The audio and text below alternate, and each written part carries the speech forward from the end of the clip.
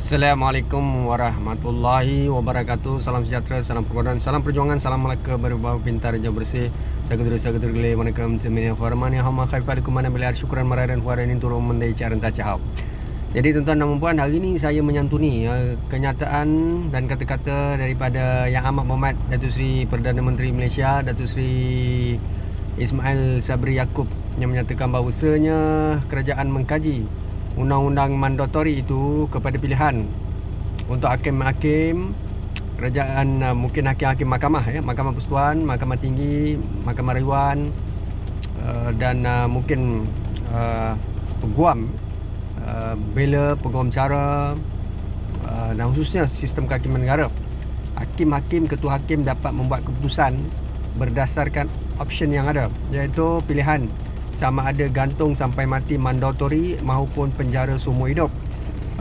Idea Perdana Menteri adalah untuk memastikan supaya mereka ini siapa tertuduh, tertuduh diberikan ruang dan peluang agar hukuman yang dijatuhkan apabila wujud prima facie terhadap suatu case proceeding, maka hukuman itu ada pilihan daripada hakim. Hukumannya adalah di antara gantung sampai mati maupun penjara seumur hidup, kerana menurut Perdana Menteri setiap manusia perlu diberikan peluang kedua. Idea yang disampaikan oleh Perdana Menteri itu kalau dilihat, direnung dalam satu pemikiran, kita akan mendapati ia adalah satu tindakan yang lestari, transformational, satu tindakan berperi kemanusiaan. Tetapi tuan-tuan dan puan, kita perlu faham, kes-kes begitu boleh merujuk kepada kes-kes ringan, jenayah-jenayah ringan, seperti mencuri melo, beras, mencuri pakaian di shopping kompleks. Yang itu saya setuju. Tapi tuan-tuan akan tanya saya, takkanlah curi melo, beras kita hukum sampai gantung, sampai mati ataupun penjara seumur hidup. Itulah yang saya ingin sampaikan di sini, bahawasanya kalau seseorang itu melakukan jenayah membunuh, meliwat dan membunuh, merogol dan membunuh, jenayah mengedar dadah dan ganja secara meluas dan melibatkan jumlah barang ataupun barang kes yang banyak. Ini tidak berbaloi dengan kemaafan yang diberi. Sebab kalau begitu, mindset pelaku jenayah ini, sesiapa saja akan bertindak melakukan jenayah berkaitan. Kebarangkalian itu tinggi kerana ada pertimbangan boleh dibebaskan. Begitu juga pengamal rasuah. Pengamal rasuah, pemberi rasuah, salah guna kuasa, pecah amanah. Ramai individu, mungkin juga CEO, ketua jabatan maupun pemimpin, kalau diberi peluang kedua, jadi mereka tidak akan serik, rakyat juga tidak akan takut. Jadi sebab itu bagi saya perlu beri hukuman mandatori ini seperti negara-negara Singapura, negara-negara yang mengamalkan hukuman tegas. Kenapa? Sebab mereka mahu memberi peringatan yang tegas kepada semua pihak supaya jangan sesekali bertindak, membawa masuk, mengedar, memberi, menyogok dan seterusnya, memusnah, menghancurkan anak bangsa, rakyat mereka. Kalau di Malaysia kita melihat, saya mahu bertanya kepada Yang Amat Berhormat Perdana Menteri Malaysia dan para pemimpin Malaysia, apa masalah Malaysia sehingga rasuah sukar dihapuskan? Mengapa terlalu sukar untuk kita menghapuskan rasuah di Malaysia, tuan-tuan dan puan-puan? Sebenarnya bagi saya Untuk menghapuskan rasuah, pertama sekali kita perlukan pegawai-pegawai Ketua Pusurujaya Suruhanjaya Pencegahan Rasuah Malaysia yang berani, berintegriti, yang bebas, yang tidak tunduk kepada tekanan. Ketua barisan kepimpinan Top Gun mereka, level-level eksekutif. Seterusnya diikuti dengan pegawai-pegawai kanan SPRM, warga SPRM yang benar-benar berani. Ya, seperti kalau nak tahu pada saya berani macam mana tu, boleh bagi contoh. Ya, ada contoh. Dengar baik-baik. Dah dengar? Okey, baik, dengar. Seperti Dato' Ayub Khan Maidin PC. Setuju tak setuju? Berani macam tu. Ya. Seperti Tan Sri Abdul Hamid Badur. Kenal? Ini berani. Jadi individu perwatakan personality begini. Kalau tuan-tuan letak saya dekat situ pun, saya pun akan buat benda yang sama. Tetapi orang-orang macam personality dan juga kepimpinan, keberanian seperti kami ni takkan ada peluang dan ruang. Ya. Sebab pemimpin perasuah, mereka ni takut, bimbang. Kenapa mereka bimbang? Disebabkan ketegasan, integriti, tidak ada kompromi.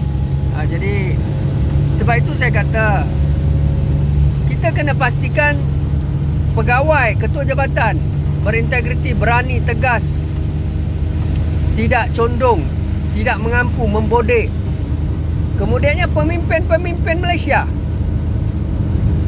pemimpin kerajaan atau pembangkang, ahli parlimen, adun mestilah berintegriti, bermaruah, berprinsip, beriman. Tak boleh korup, tak kira lah apa agama sekalipun.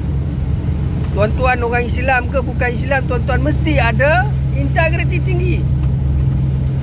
Kalau pemimpin korup, beli membeli, lompat melompat, taja menaja, proksi pelobi, rasuah sana, rasuah sini, tak boleh begitu tuan-tuan. Tak boleh kita nak handle rasuah di Malaysia ini. Sangat sukar. Daulat tuanku, daulat tuanku, daulat tuanku. Ampun tuanku, ampun tuanku, ampun tuanku. Tuanku Sultan dan Raja-Raja Melayu yang Tuan Agong, kita maklum, the head of the country. Ya. Ketua negara. Ketua kerajaan adalah Perdana Menteri. Ketua negara adalah Yang Tuan Agong dan Raja-Raja Melayu TYT di negeri masing-masing. Tuan-tuan dan puan, Tuanku Sultan Raja-Raja Melayu adalah paksi punca kuasa paling utuh untuk menyelamatkan Malaysia ini. Daripada tuanku berhak untuk melantik, berkenan melantik Perdana Menteri ataupun Menteri, Jemaah Menteri, ketua-ketua jabatan, agensi penguatkuasa keselamatan.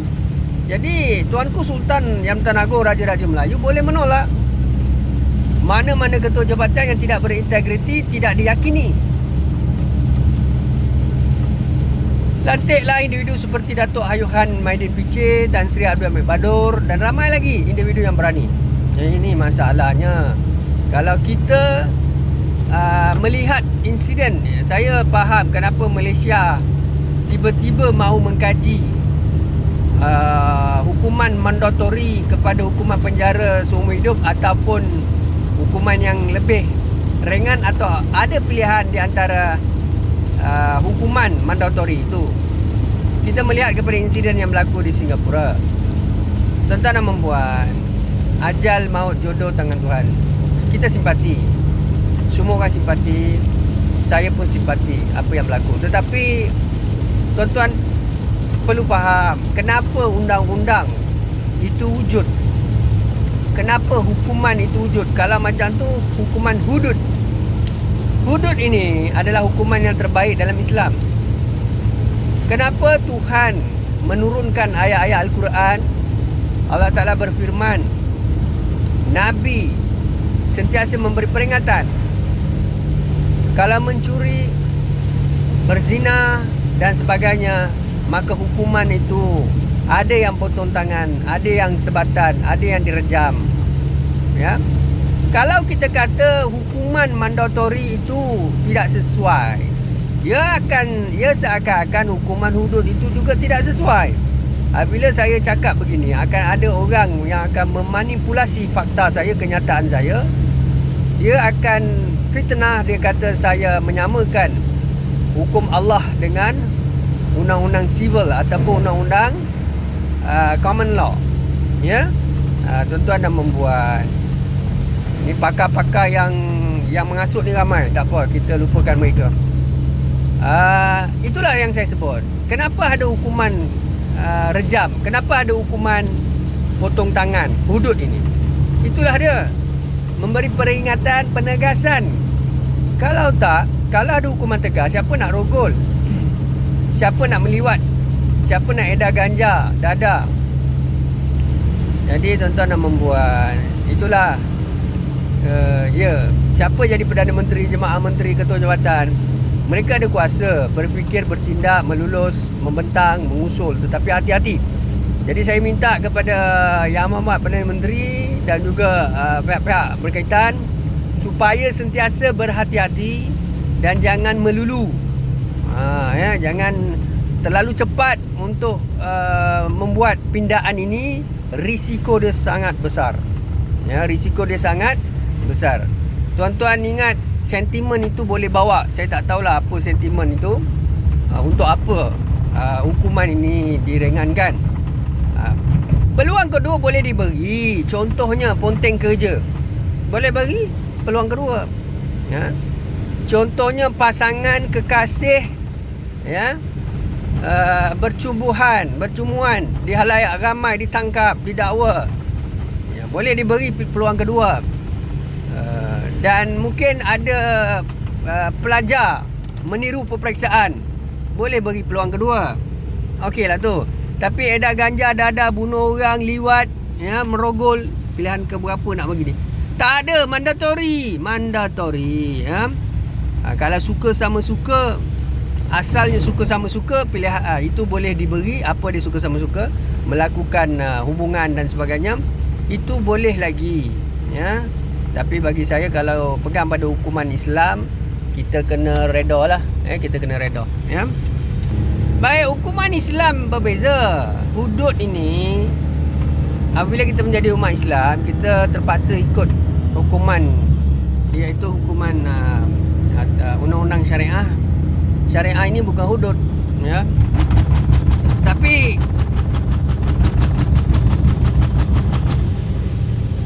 kita perlu faham, tuan-tuan dan puan-puan, hukum Islam adalah hukum untuk umat Islam. Jangan dari segi zina, dari segi mungkin berkedudukan dan sebagainya. Kalau hudud, kita tahulah dia rejam, sebatan dan sebagainya. Tapi kalau undang-undang sivil ini, dia ada pertimbangan yang berbeza. Mandatori bagi saya kekalkanlah. Itu saja pesan saya kepada Yang Amat Berhormat Perdana Menteri Malaysia. Saya tidak tahu kenapa PM, siapa bagi nasihat. PM ni punya penasihat ni siapa sebenarnya? Yang Amat Berhormat Datuk Seri Ismail Sabri Yaakob. Datuk Seri punya penasihat ni siapa? Itulah, kadang-kadang Datuk Seri perlu mendengar pandangan banyak pihak. Bukan pandangan saya, banyak pihak. Tapi jangan ambil tindakan terburu-buru. Ni pandangan saya sebab negara ini mengamalkan demokrasi berparlimen. Tuanku Sultan dan Raja-Raja, pemimpin-pemimpin negara mengalu-alukan pandangan rakyat akan rumit. Saya bercakap lah, saya rakyat lah kan. Alright. Saya bercakap, memberi pandangan. Jadi negara ini bukan negara authoritarian rejim komunis militeri. Kita merujuk kepada artikel 5 to 19, freedom of speech, ethnically choose your own school of thought, wise out. Jangan ubut. Asat dengki, iri hati, cemburu, tak boleh tolong lah. Itu siapa ada niat macam tu, simpan lah. Supaya di akhirat besok jadi saham. Kita jangan benda yang baik sokong lah. Tak kira siapa cakap, saya ke, kekasih ke, ya, rakan taulan ke, ya, kroni ke, sokong benda baik. Benda tak baik, siapa-siapa buat pun jangan sokong. Apa yang saya cakap ni baik ke tak baik? Kan, ya?